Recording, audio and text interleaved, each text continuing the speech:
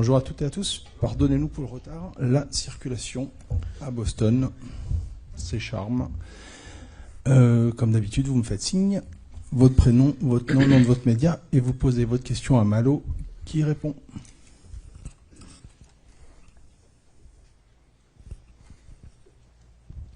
Bonjour Malo, Dorian Bonzan pour Made in Foot. Déjà, est-ce que tu peux nous dire comment tu vas? On t'a vu, tu n'as pas fini l'entraînement hier. Est-ce que tu peux nous rassurer sur ton état physique? Merci. Bonjour déjà. Oui, tout va bien. J'ai juste pris un petit coup, une petite semelle de Lucas qui était peut-être pas très content. Mais non, ça va. Je vais faire un peu de soin aujourd'hui. C'est juste un petit hématome, donc ça devrait aller. Bonjour Malo, Damien Degor, l'équipe ici. Je voulais savoir ce que tu pensais du nouveau protocole de la FIFA au moment où vous entrez sur le terrain avec les hymnes, où tous les joueurs sont là, remplaçants inclus. Est-ce que ça valorise un peu les remplaçants? Est-ce que vous vous sentez valorisé? Et toi, qu'est-ce que tu en penses?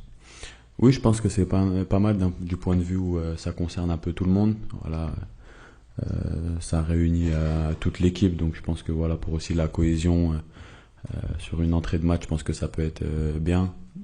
Après, c'est sûr que au niveau des chaleurs, tout ça, c'est un peu voilà, des fois c'est un peu compliqué, mais je pense que c'est une bonne chose. Ça ramène voilà une petite nouveauté. Même je pense qu'à l'écran, ça doit bien rendre aussi. Donc, je pense que c'est une bonne chose. Ici, Isabella Pagliari pour Gazette TV Brésil. Et les supporters, ils regardent les matchs de vous, mais ils ne savent pas comment ça se passe à l'interne. Est-ce que tu peux nous raconter un peu la journée type dès que vous réveillez jusqu'à que vous couchez? Qu'est-ce que vous faites de temps libre et qu'est-ce que vous avez fait hier avec les quartiers libres aussi? Merci. Pour ce qui est de notre journée, on est assez libre. On a les entraînements qui sont programmés l'après-midi la plupart du temps. Donc le matin, c'est un peu propre à chacun. Ceux qui veulent faire des soins, ils peuvent. On a un très bon camp de base, donc on a une bonne salle qui est mise à disposition. Donc on peut aller aussi faire de la salle tout simplement le matin. Après, on mange tous ensemble. Un petit temps de sieste, après on part directement à l'entraînement. On a aussi des petites salles où on peut se retrouver un peu tous entre nous avec des petits jeux, etc. pour voilà faire passer un petit peu le temps. Et pour ce qui est du quartier libre hier, je pense que c'est sympa, ça fait du bien à tout le monde. Voilà, moi j'étais avec Désiré et Bradley, on s'est baladé un petit peu dans Boston en vélo, on a fait un petit peu le tour, c'était sympa. Voilà, ça permet d'aérer l'esprit dans une Coupe du Monde où voilà, on est quand même bien enfermés entre nous. Ça fait du bien, voilà. Bonjour Malo, Bertrand Latour, InfoSport Plus, Canal+. Le poste d'arrière droit est un de ceux parmi le 11 qui fait le plus de débats en France sur l'identité de celui qui va occuper ce couloir-là. Est-ce que vous voyez comme la doublure de Koundé ou vous voyez plutôt comme un challenger qui est prêt qui a la volonté en tout cas d'inverser la tendance? Merci. Oui, après je pense qu'il y a de la concurrence un peu partout. On sait qu'on a un groupe de très très grande qualité, donc je pense que la concurrence elle est importante. Moi voilà, aujourd'hui je sais que c'est Jules qui commence, je suis là pour jouer aussi, je suis venu pour ça. Donc après le coach fera ses choix bien sûr, mais je me tiendrai prêt quoi qu'il arrive, et je donnerai bien sûr tout pour le maillot dès que je serai sur le terrain. Malo, bonjour, Florent Germain de RMC Sport. Je voulais te poser une petite question, s'il te plaît, sur Ousmane Dembélé. On a vu qu'à la mi-temps du match contre le Sénégal, le positionnement de Michael dans le cœur du jeu avait bien fonctionné. Est-ce que tu sens Ousmane prêt à jouer peut-être sur le côté droit si le sélectionneur en décidait ainsi, ou est-ce que tu sens que ça peut un petit peu le déranger? Est-ce que ça peut être un problème, le positionnement d'Ousmane, s'il n'est pas... comme il l'est parfois au PSG, un petit peu plus au cœur du jeu et en pointe? Honnêtement, ça, je pense pas que ça devrait être une grande préoccupation, dans le sens où si on regarde les joueurs qu'on a devant, on va vraiment pas s'inquiéter sur ça. Je pense que chacun est très polyvalent et voilà, peut performer à beaucoup de postes. Le positionnement d'Ousmane a un peu changé en deuxième. Je pense que c'était un choix tactique, mais on sait qu'ils aiment bien permuter avec Michael. Donc franchement, honnêtement, c'est vraiment pas un souci. Je pense que ils s'entendent tous très bien. On arrive voilà à tous créer une cohésion en tant qu'équipe sur le terrain et en dehors. Je pense que ça aide beaucoup aussi. Mais voilà, d'un point de vue performant, je pense qu'on n'a vraiment pas à s'inquiéter là-dessus. On sait qu'on a des joueurs de très grande qualité devant qui feront le boulot quoi qu'il arrive. Bonjour Malo, ici Stéphane Bianchi du Parisien. Vous faites, je crois, partie des joueurs qui connaissent depuis le plus longtemps Ryan Cherki.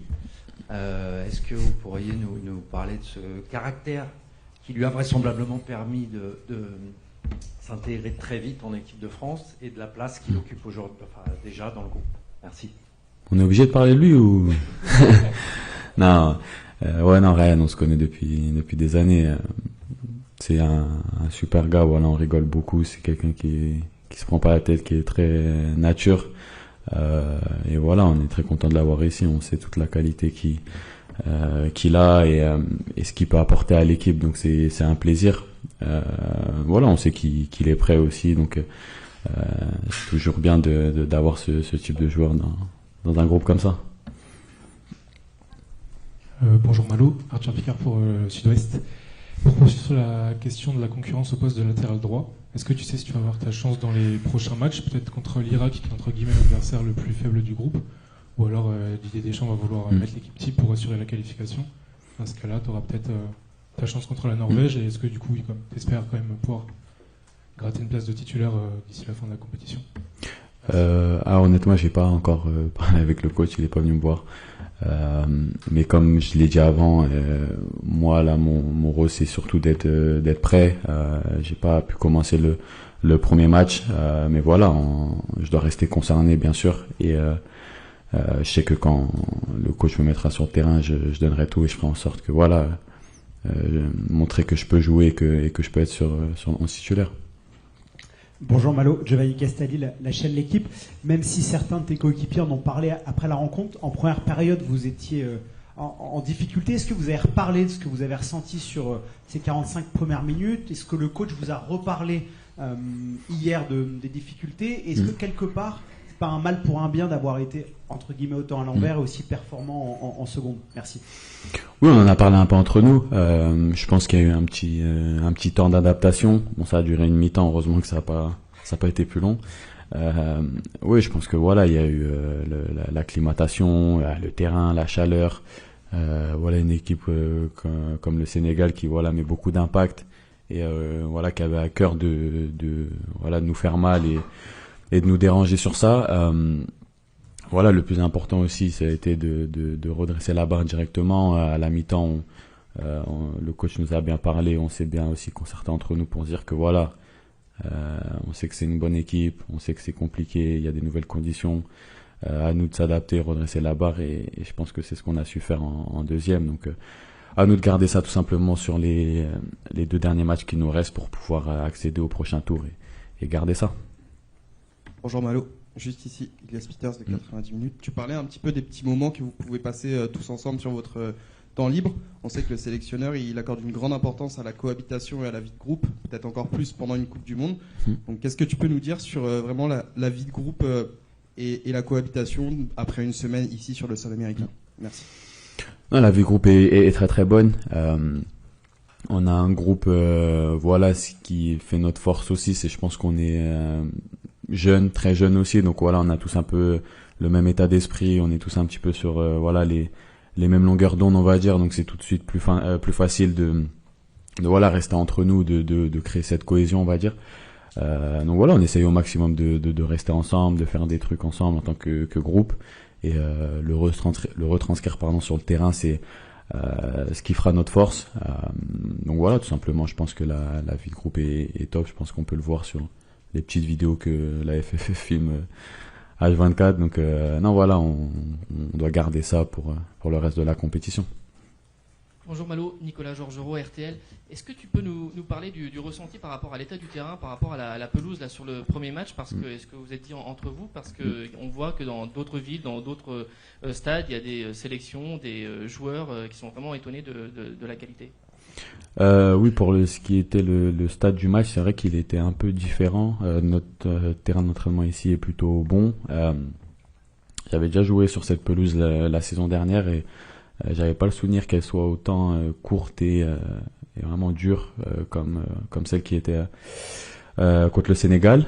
Mais voilà, on était préparés, on savait à quoi s'attendre tout simplement. À nous de faire avec et voilà, de pas trouver ça comme excuse ou quoi que ce soit. Oui, bonjour. Ici Grégory Schneider, Libération. Est-ce que vous vous conditionnez pour une compétition où vous savez que vous risquez de ne pas jouer?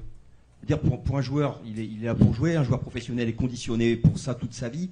Est-ce que là, il n'y a quand même pas une réflexion à avoir, une espèce de démarche intérieure à adopter pour accepter qu'éventuellement, vous jouiez très peu?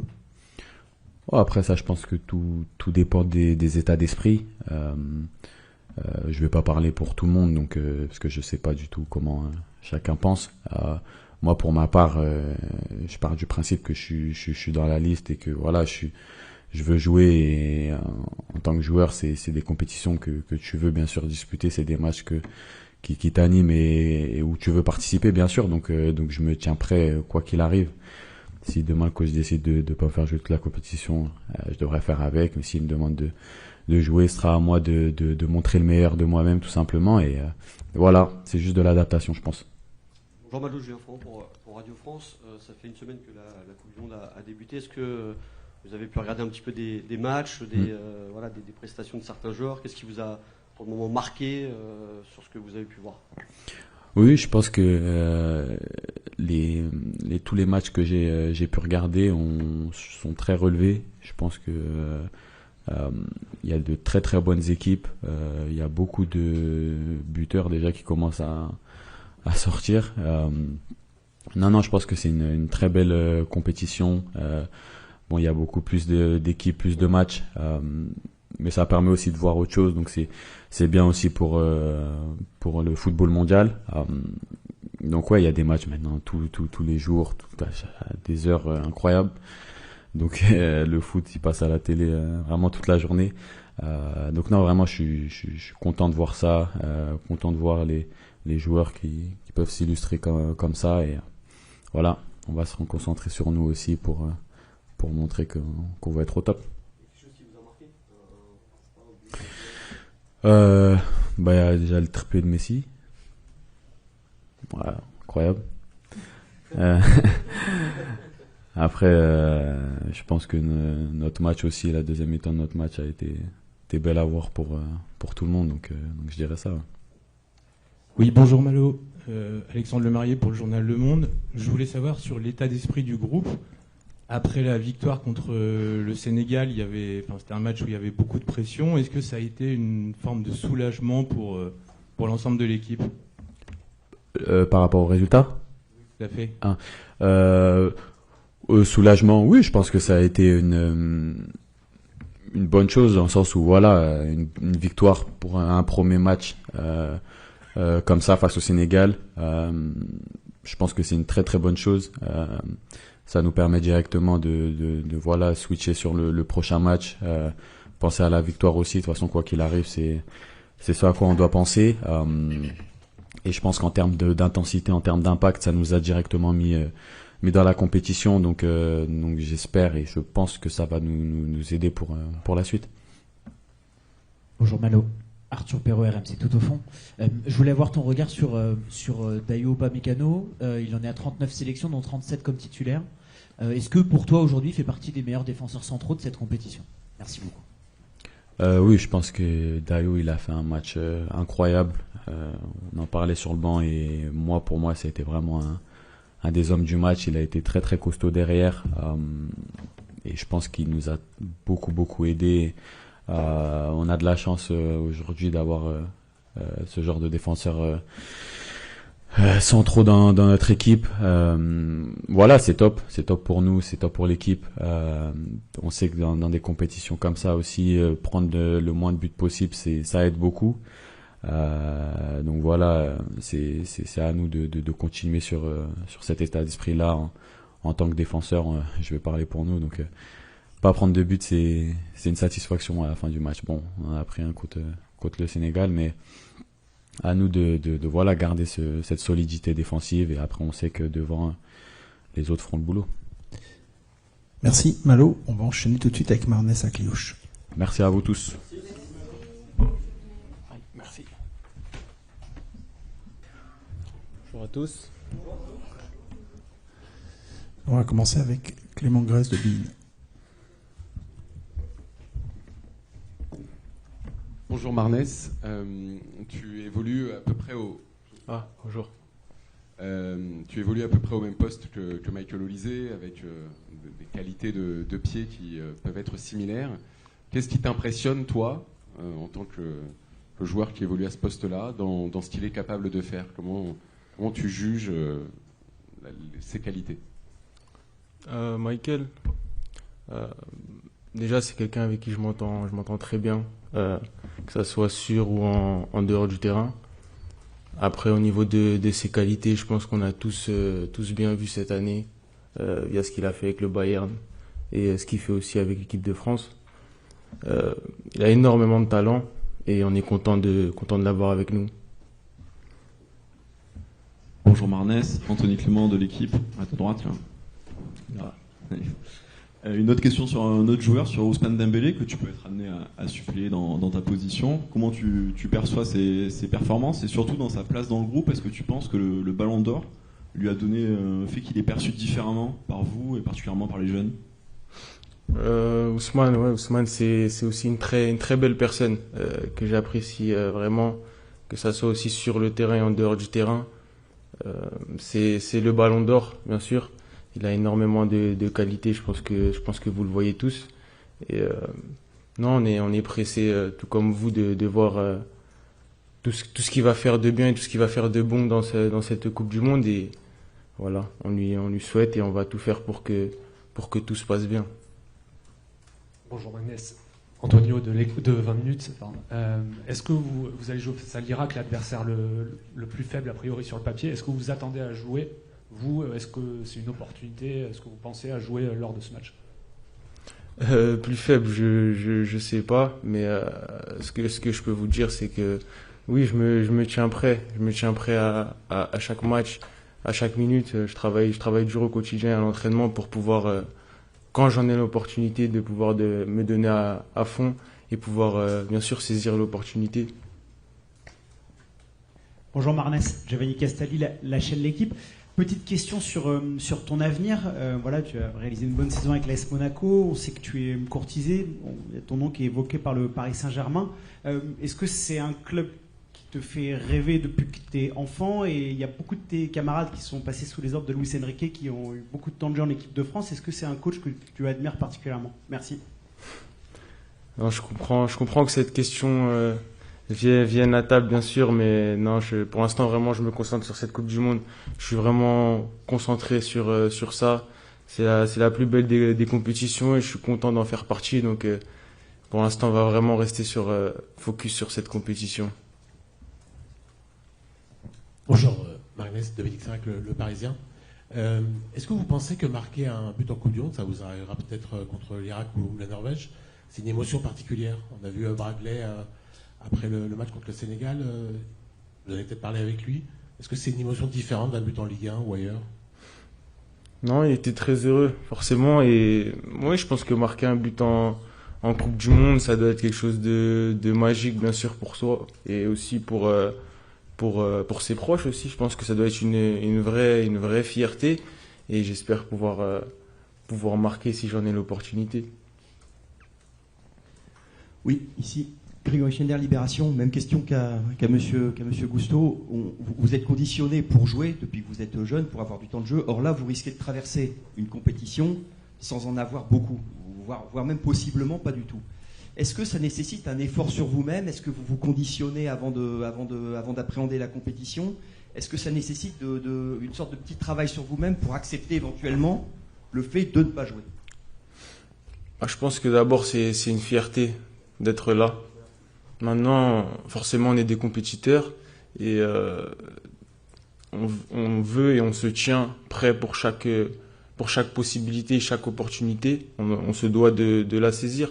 Donc oui, forcément, en tant que compétiteur, on veut des minutes, mais le plus important pour le groupe et pour l'effectif, c'est voilà, de travailler, de bosser et d'être prêt, bien sûr. Parce que tout peut arriver dans une compétition comme la Coupe du Monde, et vous le savez mieux que moi.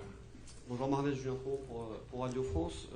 Une question pour Malo Gusto. Est-ce que vous avez regardé un petit peu les autres matchs de la Coupe du Monde et est-ce qu'il y a des prestations qui vous ont attiré votre attention? Malo nous a parlé de Messi notamment et de son triplé. Voilà, comment vous consommez la Coupe du Monde tout simplement hors équipe de France? Merci.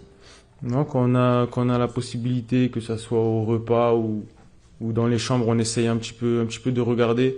Et oui, forcément, l'Argentine avec Messi qui a fait sensation avec ses 3 buts. Bon, on sait que c'est une légende et une figure du football et il continue à impressionner. Et c'est bien d'avoir ce genre de joueur encore en Coupe du Monde. Bonjour Marnès. Yves Leroy pour l'équipe. Je complète la question de mon confrère par rapport aux différents statuts dans le groupe. Comment le staff gère un petit peu le différentiel entre des joueurs qui jouent beaucoup et d'autres qui jouent moins, sachant qu'en plus Didier Deschamps a donné très peu de minutes aux remplaçants sur le premier match. Et comment se crée aussi peut-être dans le groupe un équilibre entre ceux qui jouent et ceux qui jouent pas de manière plus collective? Je pense qu'il le gère très bien. C'est un staff qui a énormément d'expérience et ça se ressent, c'est un staff mature. Donc c'est des situations qu'ils connaissent. Ils savent gérer ces moments-là avec les joueurs qui peuvent jouer un peu moins ou certains joueurs qui ne jouent pas du tout. Et c'est des choses qu'ils gèrent très bien et au fil de la compétition, on va le ressentir aussi nous en tant que joueurs.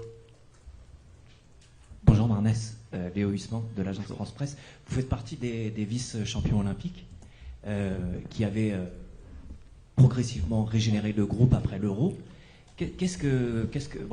Comment on fait pour régénérer un groupe? On le fait naturellement. Vous avez des consignes de Didier Deschamps pour, apporter votre fraîcheur, c'est une question un peu difficile, mais voilà, comment on fait? Il faut être naturel, il faut apporter son enthousiasme, je sais pas. Oui, bien sûr, faut être naturel, il faut essayer d'apporter cette fraîcheur aussi au groupe et franchement ça fait plaisir de voir tous mes coéquipiers, plusieurs coéquipiers des Jeux Olympiques, que ça soit JP, Manu, Michael aussi. Et franchement ça fait plaisir de se retrouver maintenant dans la plus belle des compétitions et on discute aussi et notre objectif c'est juste d'aider le groupe, d'être prêt à l'aider et pouvoir apporter ce qu'on peut. Bonjour Marnès, Bastien Coquel, M6, ici. Bonjour. Un mot sur la connexion Mbappé-Olysée. Est-ce que c'est un duo qui vous a impressionné? Est-ce qu'à l'entraînement, vous aviez déjà vu qu'il y avait quelque chose qui pouvait se passer entre eux, quoi? Ce sont des très bons joueurs de foot. Et souvent, quand des très bons joueurs de foot se retrouvent sur un terrain, il suffit pas beaucoup de temps pour qu'il y ait une certaine connexion sur le terrain. Michael voit le jeu très bien. Kylian attrape les espaces facilement aussi. Donc je pense que cette connexion se fait naturellement pour ce genre de joueurs. Et ça fait plaisir que durant déjà le premier match, il y a eu cette belle alchimie. Et on espère que ça va continuer comme ça, tout simplement. Bonjour Magnès, Ilias Peters de 90 minutes. Bonjour. La première journée de la compétition, elle s'est écoulée. Est-ce que tu penses, de ce que tu as vu du mondial avec les Bleus et les autres sélections, que l'équipe de France est l'équipe qui a fait la plus forte impression? Merci. La plus forte impression, je sais pas, mais ce que je peux vous dire, et ce que j'ai vu aussi comme vous, je pense que les premiers matchs, c'est jamais simple de rentrer dans une compétition comme celle-là, face à une belle équipe du Sénégal, c'est pas quelque chose qui est simple. Et voilà, pouvoir prendre les 3 points contre eux, c'est vraiment une bonne chose et ça permet aussi de bien démarrer la compétition. Bonjour Marnès, tout au fond. Arthur Perrault, RMC. Tu es un joueur qui aime beaucoup avoir de la liberté sur le terrain, qui est très mobile. On a vu ce replacement à la mi-temps du dernier match de Michael dans le cœur du jeu à la place d'Ousmane.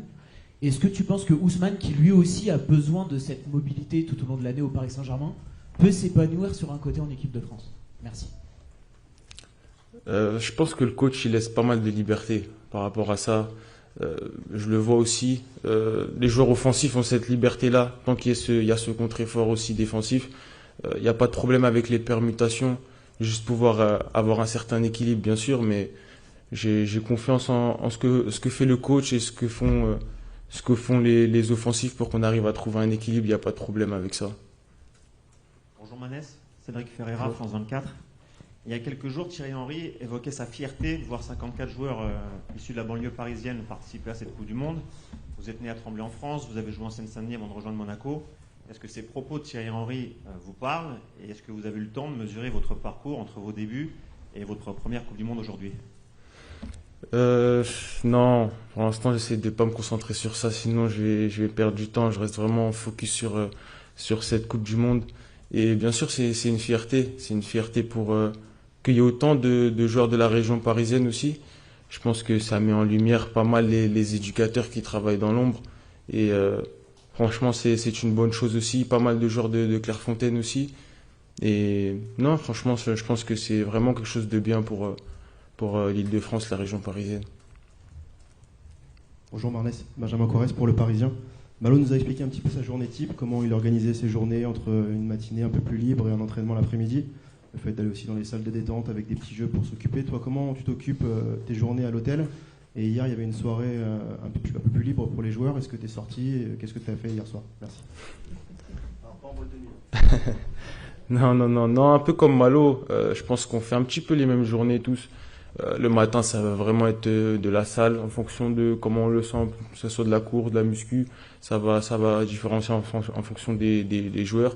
Après, forcément, il y aura le repas, l'entraînement qui va suivre.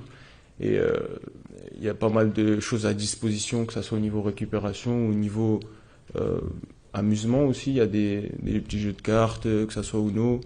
Et chacun après dans sa chambre à sa play ou fait ce qu'il a à faire. Et pour ma soirée de libre, on s'est un petit peu baladé avec quelques joueurs. C'était cool. On n'a pas encore eu le temps dans cette ville de Boston de pouvoir découvrir un petit peu. Et je pense que d'avoir une soirée de libre, de pouvoir visiter un petit peu, faire un petit tour, ça fait du bien aussi de respirer. On va prendre encore 2 questions. Oui, Florent Germain de RMC Sport, on en a parlé avec Malo Gusto sur le niveau de Dayo Upamecano. Vu des tribunes, c'était assez impressionnant. Est-ce que bord pelouse, il y avait la sensation qu'il était infranchissable contre le Sénégal? Est-ce que tu as l'impression qu'il est vraiment au top de sa forme, au top niveau et peut-être même le top défenseur de cette Coupe du Monde? Non, c'était bien sûr l'un des hommes du match contre le Sénégal. Et non, on est content, on voit qu'il est en forme, on sent un défenseur aussi en confiance. Et je pense que c'est très important pour nous et pour l'équipe de France. Bonjour Marnès, Guillaume Trouillet, Beansport. On connaît et on apprécie votre qualité technique. Est-ce que vous pouvez nous dire s'il y a un joueur parmi vos coéquipiers qui vous a le plus impressionné en termes vraiment de qualité technique, qualité de pied à l'entraînement ou en match? Merci beaucoup. Non, impressionné, je dirais vraiment c'est global. Il y a vraiment énormément de qualité, que ce soit à l'entraînement ou en match. On sent que le football il est facile, les combinaisons se font facilement et avec des joueurs comme ça, c'est facile de jouer au football. Donc non, c'est que du plaisir, Merci Marnès. Donc l'entraînement à 17h, ouvert le premier quart d'heure. À tout à l'heure. Merci à tous. Merci.